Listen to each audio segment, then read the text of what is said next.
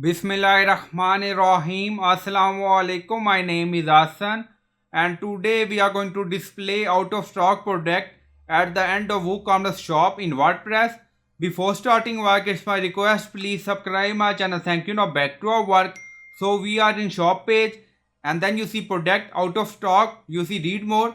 So we are going to display at the end. Now go to dashboard. On left side you see plugin. So click on add new plugin. So we are going to install plugin to add some custom code, and then in search plugin write WP code. So this is plugin WP code. Insert header and footer we will use. So you will install this plugin and activate it, and after activation on left side you see code snippet, and then you see add snippet. So click on it. Then you see add your custom code. So again click on it, and then you see select the code type PHP snippet.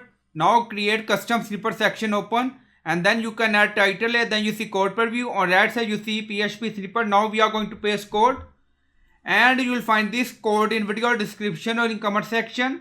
And then scroll down, you see insert method, auto insert, location, run everywhere. On top you see inactive, now active, and then click on save snippet.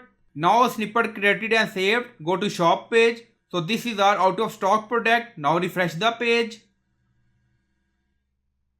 and you see first two product not change, but out of product move to at the end of WooCommerce shop page.